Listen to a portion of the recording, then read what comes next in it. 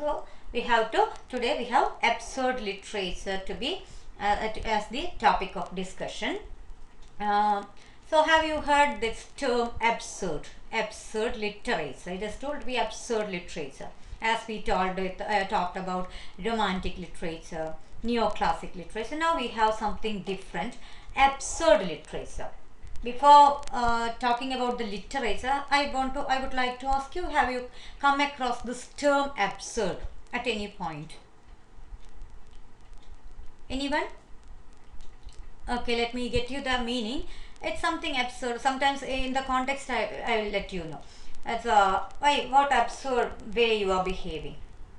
It's an absurd way of talking in that way, in this sense. So this is what you mean by absurd. Means something foolish or something beyond our rational expectations. You are behaving like you are not behaving up to standard, or you expect the human beings or a person, companion or of yours to do something in such and such manner, and the person does it in an entirely different manner, like in a foolish manner. Sometimes this term is common to be used in such context. So absurd, it's somewhat, it's in a common context, it means something foolish. So when it comes to literature also the same, it is the same. And absurd literature is the literature that portrays human beings who are not actually in the scenario of rationality, inside the circle of rationality, or reasonable thinking, or decorum oriented way of behaving. So absurdism, it's essentially a human condition, that is, we are portraying in literature. The term is applied to a number of works in, and once it comes to literature, the term is applied to a number of works in drama and prose fiction. Mainly in drama and prose fiction, we have this which have in common the view that the human condition is essentially absurd. So we are moving to a very different and transitional phase of viewing literature as well as human life and the society. Till date we have been coming across, or we have watched, we have seen the kind of literature or the kind of art that is always promoting reason, thinking power, rationality, all these of human beings, as well as the world, to structure it, to make it more perfect. This has been the tendency we have been coming across till date with most of the terms or the movements which we have discussed till date. But now we come across a new term, which talks that, which in the beginning itself, it asserts that human condition is essentially absurd. Human condition itself is already foolish, something beyond something. It's not, we cannot expect that much rationality, reason, power of thinking. Every human being, it's not just about one or two people. That is the speciality of absurd literature. That is why I told you we are in a transitional phase. We are stepping into something entirely different. Our perspective is going to be changed with this as well as the coming theories, coming movements, which we will discuss in the coming sessions or the next classes. It's something about in the assertion that human condition is essentially absurd. And already I told you about the term, I gave you the idea about the term essential. Essential means something that stands as the essence.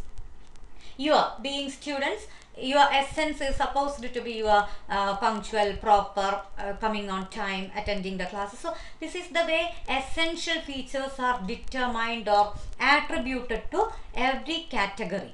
And here they tell that human condition as a whole, it is essentially absurd.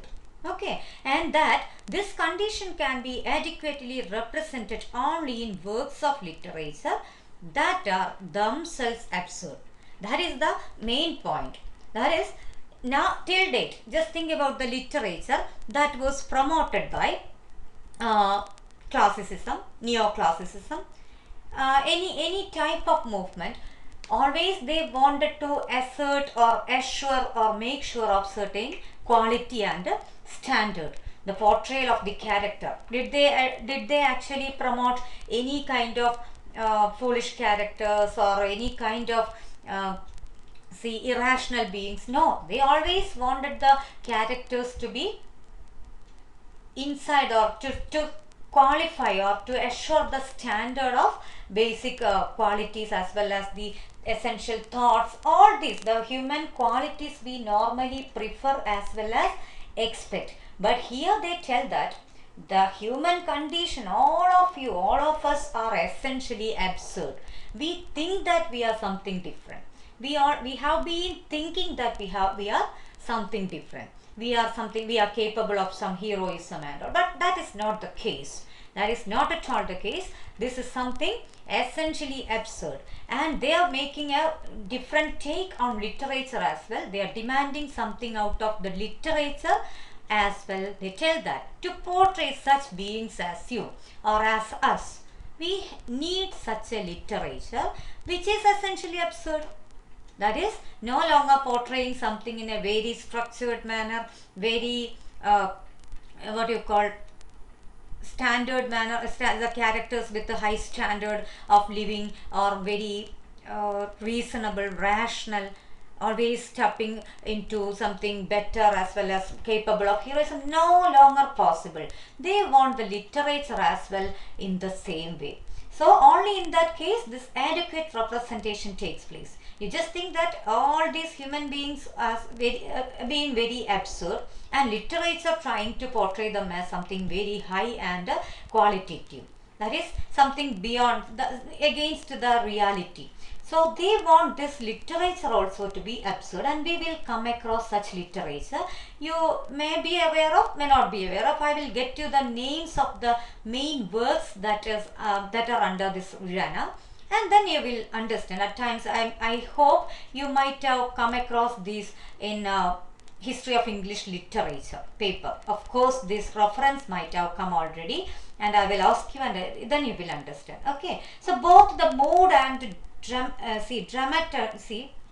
both the mood of this absurdity were anticipated as early as in 1896 in Alfred Jarry's French play Ubu the King. This is the first attempt at making some absurd play, but which you may not be really aware. But we will talk about some familiar works in this category, and then you will understand what the quality demanded for, or the way an absurd literature is created. Okay, the current movement, however, engaged in France after the horrors of the World War. That is the main turning point. The World War, the two World Wars shook the whole space of, or the whole face of the world. The whole world began to see something entirely different. The whole world became a wasteland. So here they began to think about this kind of a situation, human situation. We have been holding all the empires, we have been holding the whole industries, wealth, accumulating everything. But what happens all of a sudden when you are attacked, when your whole country is attacked with some bomb or nuclear explosion or something?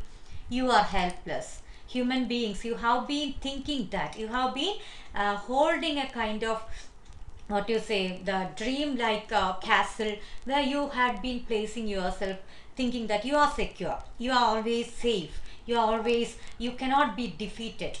Okay, you are in one way or other, you are powerful than anything, even beyond nature. But after the World War, human beings began to realize this. It's a reality they had to accept.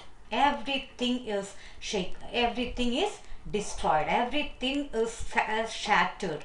So this is after the World War they began to think how momentary everything is.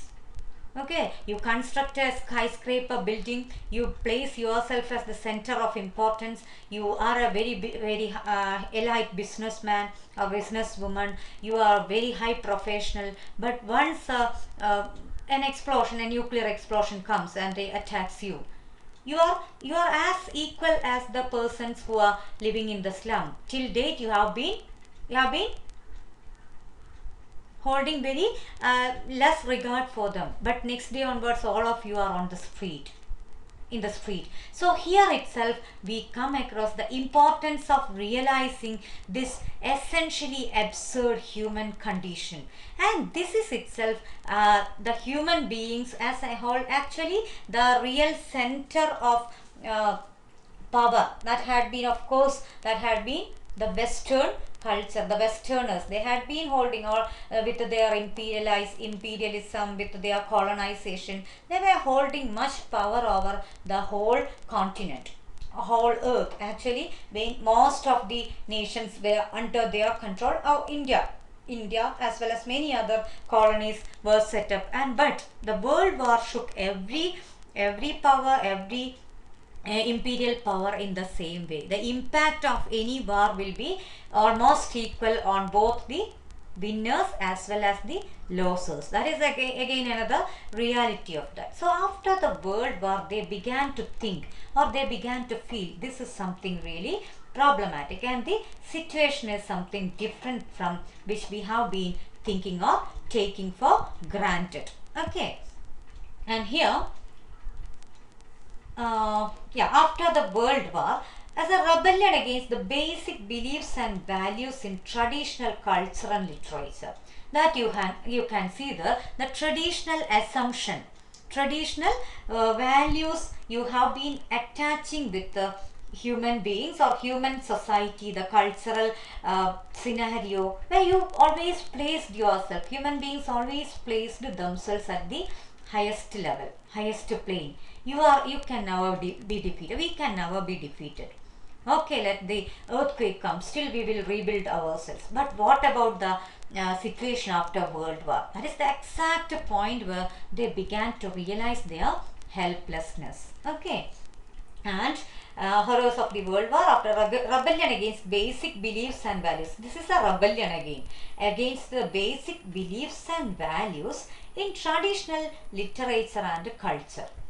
Traditional literature and culture, as I told you, it wanted to portray human beings always as rational, always as something better, something elite, better than other living beings. Okay, that is why we tame animals and make use of those for our benefits. Okay, you know the way the cruel treatment these animals get in zoos as well as in circus, any other places, the way they are tamed, and the wild animals, their whole freedom is out of question when human beings turn to make use of them for their benefit. So here, but that assumption of placing human beings at the center of universe, as the center of importance, all these traditional assumptions, they wanted to question this absurd literature, or the people proponents of this absurd literature wanted to question as well as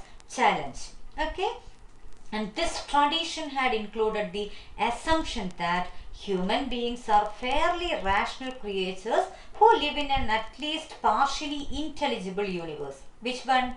Is it about absurd literature? No. The traditional literature, they wanted to portray these human beings as fairly rational creatures. You can see there.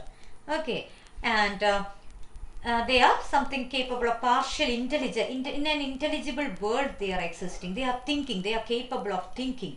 They are capable of bringing some magical effects, magical power. They are capable of doing many things, contributing literature, art, culture, everywhere. Only no animal comes to do that. So that we are something different. We are something we are of importance. See, this is the way they have been placing. They have been assuming themselves to be. Okay, and they are part of an ordered social structure, and that they may be capable of heroism and dignity even in defeat. That is the point. Even in defeat, we are capable of heroism and dignity. Till date, till World War II, that World War, the real cruel or the terrible face of World War began to be revealed. Human beings had been thinking that we are capable of rebuilding everything. We are capable of dignity, heroism, and we are out of the question of defeat. But was it the reality? No. The reality was entirely different. Even now, after the nuclear attack, even now in Japan, Hiroshima, Nagasaki, the way nuclear explosion, how that entire place, entire uh, cities had been destroyed, and even now the children getting birth are having so different deformities, physical as well as mental deformities. So that defeating, to challenge or to overcome the defeat on the part of a human being or the part of human beings is to be rethought or revised for, is kept as a revision for thinking, as revision for revised thinking, that you have to think once again before claiming yourself that you are capable of everything, you are capable of overcoming every kind of defeat. So that is the point at which they began to, absurd literature, or the people, the proponents of this literature wanted to challenge this notion and to bring very absurd creatures, every very absurd human types as their heroes, the main characters. Not, you cannot call them heroes as per the hero worshipping concept, or the hero you again attribute a lot of qualities. A hero should be something of courage, something of value, something of elite nature. All these features you have already placed with the hero, so you cannot even call the characters you come across in absurd literature as heroes. Just the characters, okay, fine, they are okay with that. The absurd literature, the writers of the absurd literature, they never want to project or place any heroism in the characters they portray, or the characters they draw in their writings. Now after this 1940s, just wait, yeah, after the 1940s, that means, of course, the time period of this world war and the major duration time, first world war as well as the second world war, of course, 1939 to 1940s, all that's a peak of world war, and the impact was getting felt for the whole felt across the whole continents. Okay, not just in the countries, nations immediately involved in the war, but all these nations, almost all the nations, actually the negative impact or the terrible impact of the war was getting felt. So however, there was a widespread tendency, especially prominent in the existential philosophy. That is the major philosophy they wanted to promote, this existential philosophy. But in the existential, existing means you are existing in one form or other. So existence, two kinds of philosophy we can talk about. This one is about essentialism and the other is about existentialism. Let me type it for you. Essentialism, one kind of philosophy, please note it down, essentialism, and the other one is existentialism. Existentialism, that you can see here, existentialism. So what is the difference? What is the difference between these two? Essentialism means, as I told you, essential. So you think that, yeah, I am born into a very wealthy family. I have secured a very great position as a very professional. I can never be defeated. My whole life will be like this. I will live and die peacefully with all riches and prosperity, because I was born into a very rich family, or my family is something very great. So essential. You always talk about, in Malayalam we call this Taravaditham. Yeah, I already born into that.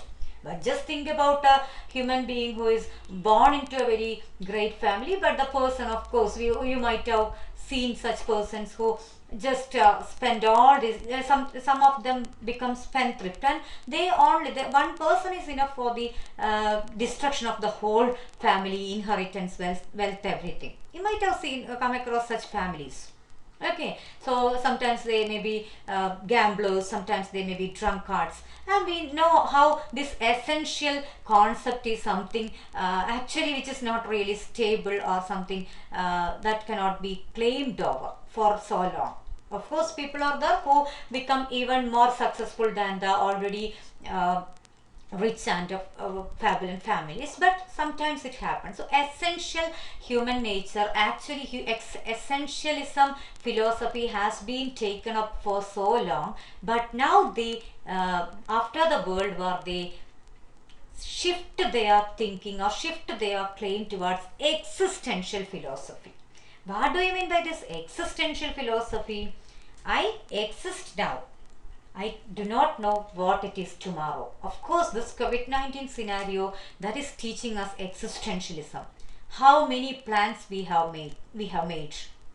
How many plans people have made regarding their futures, regarding their family life, their trips, their tour, their academics. Every planning, everything is now at stake. That is what you mean by existentialism. They tell that okay, you can talk about this moment, even that cannot be taken for granted. You can never predict, you can never see, you can never claim what happens at the next moment. I'm not just talking about this living in the present concept, but beyond that, this is what you mean by existentialism. That is, existing for the sake of time being, okay, you are existing. But you can never claim, because of that, you can never claim that this will be always like this. I have born into such a family, essentially very great, very rich and prominent family. So I can never think or claim or believe or expect myself to be inherently rich or essentially always rich and prosperous throughout my life. And just think about people with the same health issues, all these you can think. Some persons, they may be very good scholars or athletes or whatever it may be. But next day, what happens with their health? Essentially, sometimes you might have come again. We know too many examples in this regard. Sometimes even certain film actors and actresses. So we always think that okay, essentially we have an assumption that they are already film stars, heroes and heroines with a very much popularity. We always think that all their lives are really better and the best or desirable. But sometimes you come across their later life, which is really pathetic and even worse than that of a very uh, see the pathetic than that of poor people, which is really sometimes we cannot even believe the change that is brought by their experience in later life. So this is what I mean by existential philosophy. They promote this existentialism. That is, you'd never thought that this world war would have done this much or would have brought this much impact, negative impact on you. The centers you built with your dreams as well as hard work, all those got shattered in weeks time. Okay, can you think about rebuilding all the scattered or the destroyed buildings in seconds? No, just think about Alpha Zorine, Golden Kailora, Jane Coral Cove. It's not something very it's not a past event. You saw that how many dreams got scattered. So this is existentialism. We cannot have control over our experience or life or the course of our life always, as it was thought in the past. And only World War could teach us this, and this situation, this reality had to be taken and accepted for the sake of people to hold minimum balancing of their balancing of their way of thinking as well as living.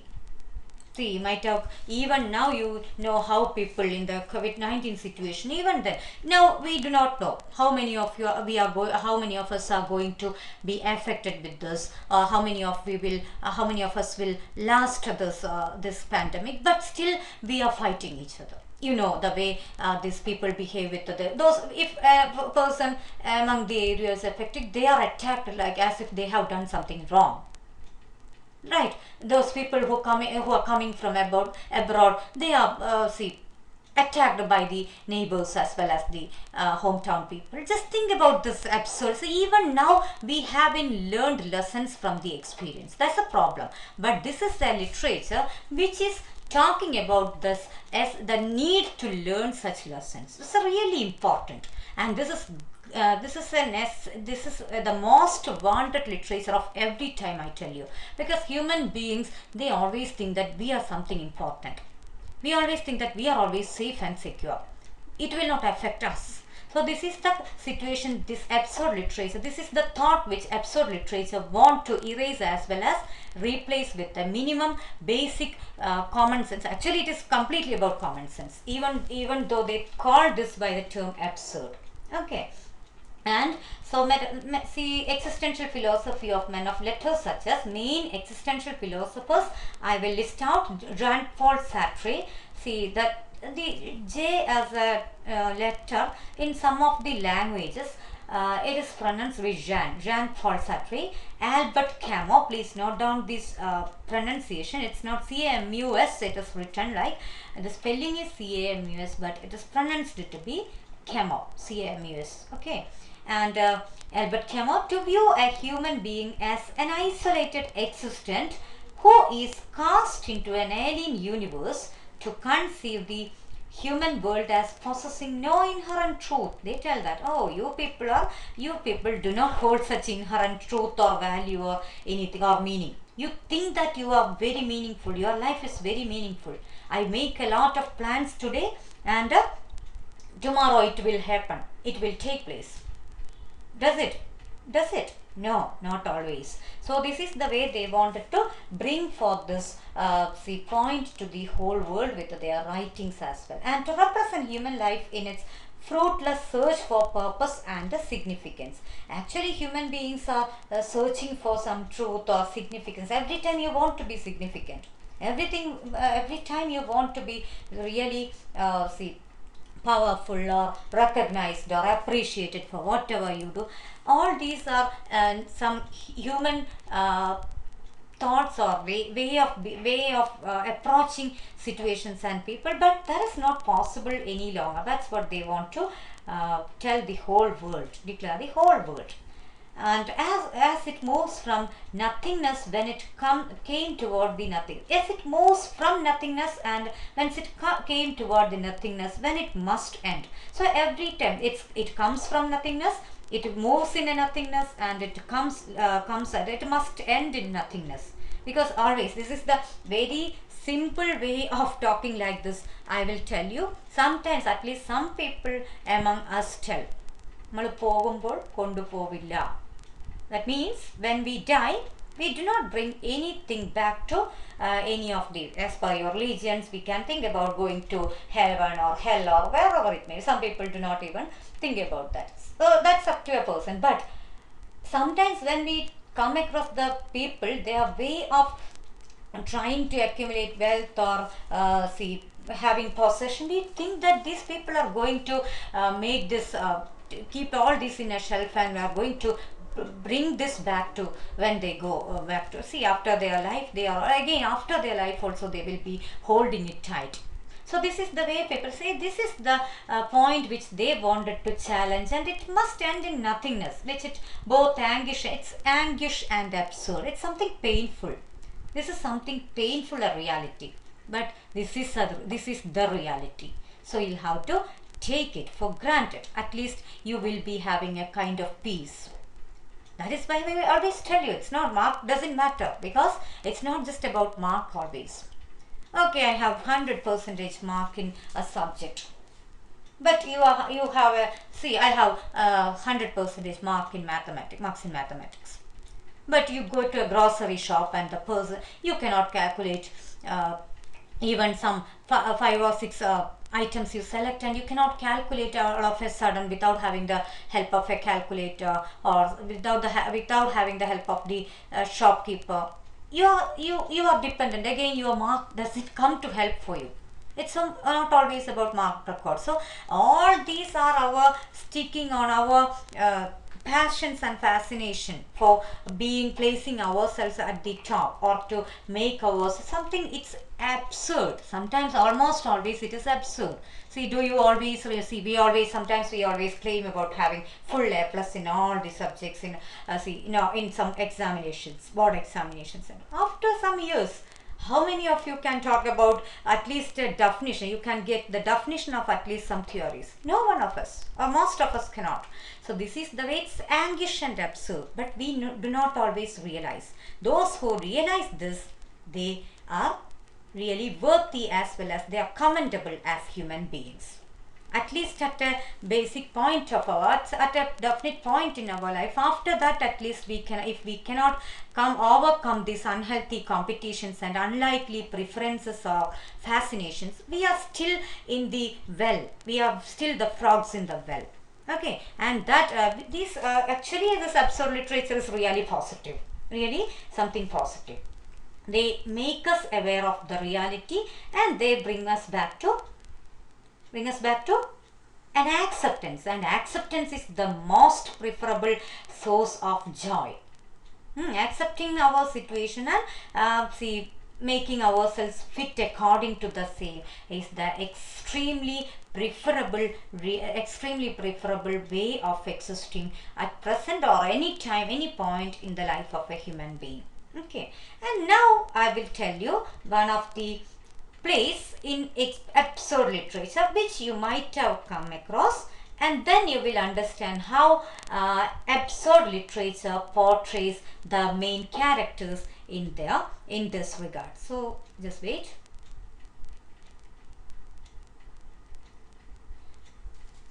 Have you heard about Waiting for Godot by Samuel Beckett? That is the part which I expect you to be aware of, because already you have come across history of English literature paper and the first part is over, so of course you might have come across this. Please respond here. Have you come across this play? At least the characters, the name, the main plot or something, please. So Waiting for Godot is a play by Samuel Beckett, and Samuel Beckett, the most eminent and influential writer in this mode. Actually, in absurd literature, he is one of the major figures, and both drama and in prose fiction, he has contributed a lot and projects the irrationalism, helplessness, and absurdity of life in the play. In his mainly in Waiting for Godot, you can see Waiting for Godot, and another place Endgame, but we will be talking about Waiting for Godot, and that will help you to understand the major assumptions of absurd literature, how an absurd play is written, okay, or how the characters come in that, how the characters are, the nature of the characters and the portrayal. All this you will get from the discussion of this one itself. Okay, which rejects actually the major idea of absurd literature. It's rejecting realistic settings, logic reasoning, or a coherently evolving plot. Nothing you can see in any of the absurd writings, absurd literature, you cannot see all these qualities which are sometimes preferred by anyone, it's a realistic setting. You have a proper setting here. Okay, so most of the short stories, the narration we begin with പണ്ട് ഒരിടത്ത് ഒരു രാജാവ് ഉണ്ടായിരുന്നു എന്ന് പറയുമ്പോൾ തന്നെ എന്താണ്, we have an established system there, so we expect a very properly maintained a castle or a very royal setting and many other characters. So nothing of this kind you can expect in an absurd play. That means that doesn't mean that a royal king or kingly court cannot be part of or cannot be portrayed in an absurd, but the king also will be a fool. The king's situation also will be that of an absurd one. So this is something beyond our realistic setting, logic reasoning, nothing you will see. And see, we will see what happens in Waiting for Godot. Waiting for Godot actually presents two tramps, T-R-A-M-P-S. Please note down the term, two tramps, T-R-A-M-P-S. What do you mean by tramps? Let me type it for you, tramps, T-R-A-M-P-S. Two tramps. Their names I'll tell you. It's not there here. It's not written, but I will tell you. Names, they are Vladimir and Istvan. Two tramps, almost like very foolish characters. They are waiting under a tree. Okay. So in the beginning of the play itself, you see these two people waiting under a tree, And the title you see here, it's waiting for Godo. Who is this Godo? We do not know. Okay, that's fine. We do not know, it's fine. Afford, we can afford. But what about these two tramps, these two fools? Do they know about this Godo? No. But they are waiting. They are waiting and waiting and waiting and waiting. There is no end at all. They are waiting from morning to evening, next day. They are ready to wait for so long without knowing who this Godo is, what he will do, if or whether he will come or not, or if he comes, whether he will be of a help for them, or what they want after this Godo reaches, if he reaches at all. And this is the way they wait. Just think about two people. Let me take from you. Okay. Let me take two examples. Aisha Harris and Farma. Two people. You are there waiting in Jamia Hamdard. Okay. No one is there in the campus. You are not aware whether it is a holiday or whether it is a working day. You have forgotten that. Okay. Just think about the situation. But you are waiting. You think that Ashwati teacher will come or a department will be open, but you do not have any idea about it. No one gives you any memo or any notice or anything, but still you are going on waiting and waiting and waiting. So now it is evening, but still you do not plan to move. You are not. You are somewhere worried, but you think that still there is chance for this department to be open. Okay, you do not see the librarian as well, but still you think that library will be opened. And you are going on waiting and waiting. Just think about such a situation. Is it something really logical? No. It's essentially absurd. And this is the same thing these people are doing here. These people are waiting. They do not know even, at least, I have referred the name of some people, like myself as well as the librarian. You know these people, at least what they, if they come, at least what they do. If I come, you may be having some work in the department, you may be having a conversation with me. The librarian opens the library, at least you can go and read some books. But these people are waiting under a tree without having any idea about doing anything. They do not know what they are going to do. Even this Godo comes. Already, to wait for some person, at least the person should be having a significance in your life. That also is not there. Okay, so this is the way these two tramps, that is why it is already highlighted that these two tramps are waiting and waiting and waiting in a waste place, fruitlessly but hopelessly waiting for an unidentified person, Godo.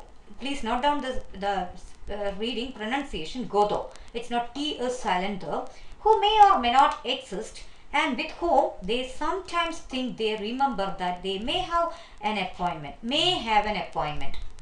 They think that we may have an appointment. They are not even sure.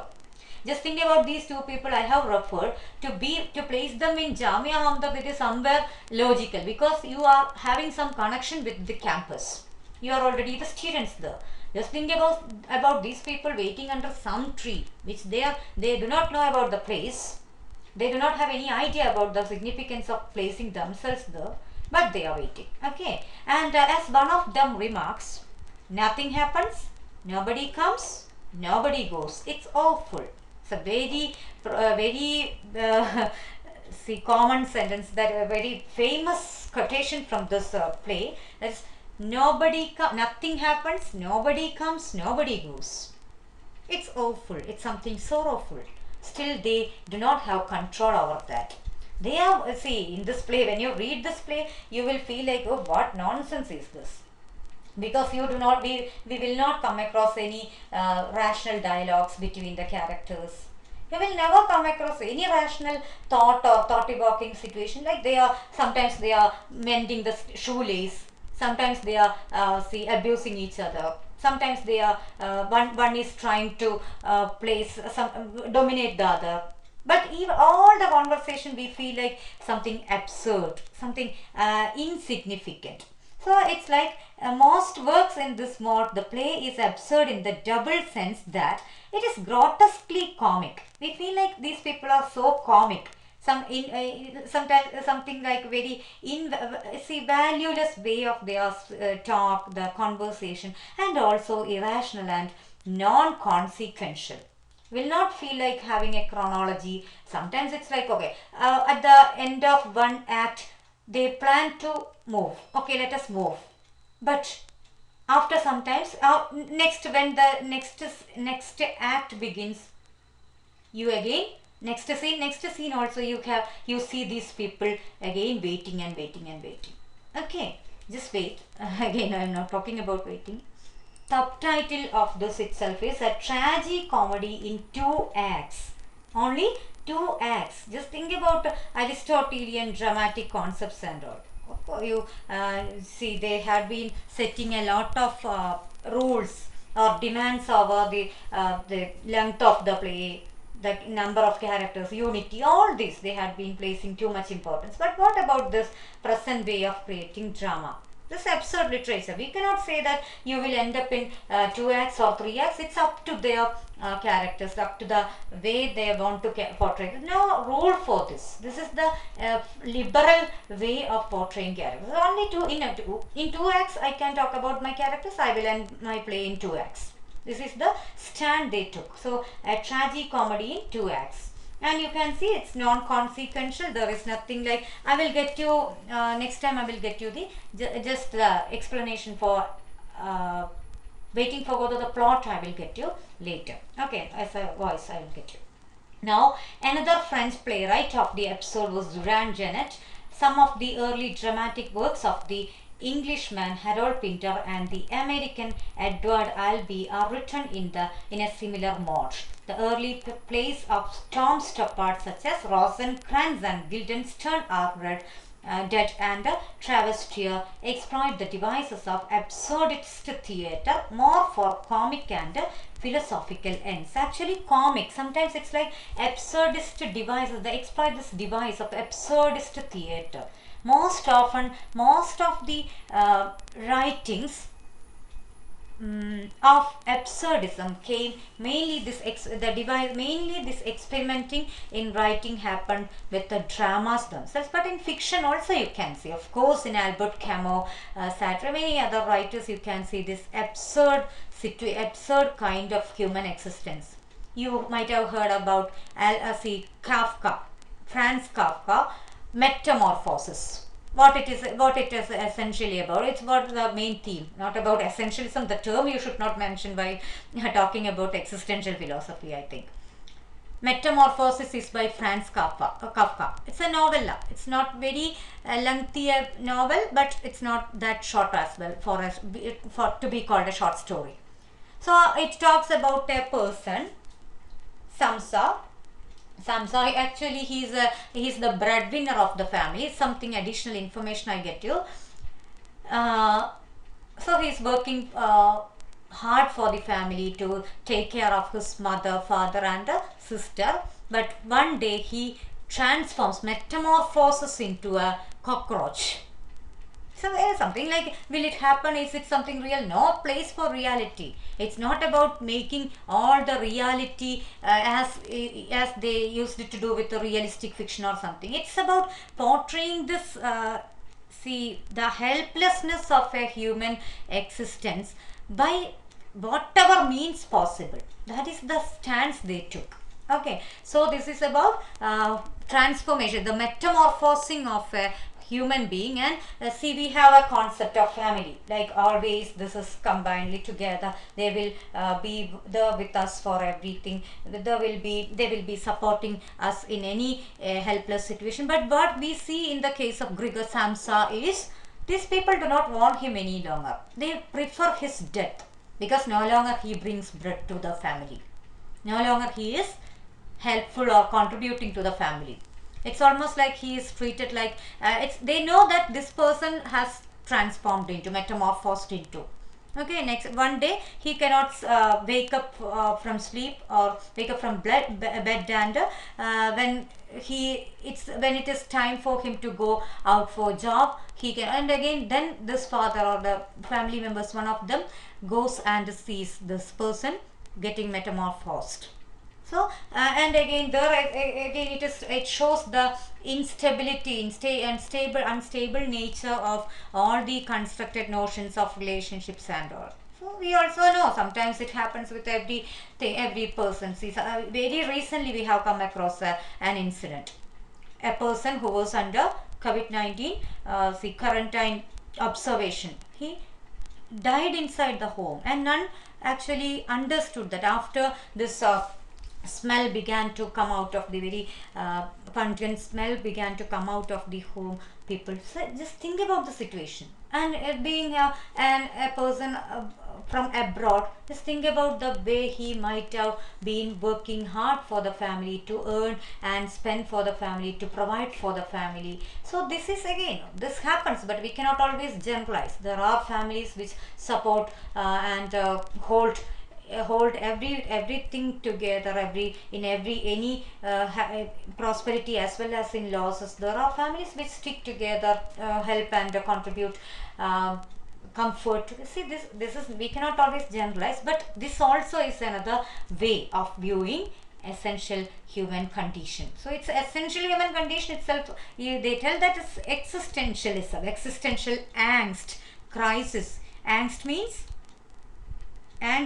the kind of dilemma, situation of having challenges and a lot of sorrows, as well as something beyond our control. We have this existential angst. That's a kind of very uncomfortable way of being. So this is all with the absurd literature. Hope you have got the points. The main idea, hope it's clear for you. Okay, fine.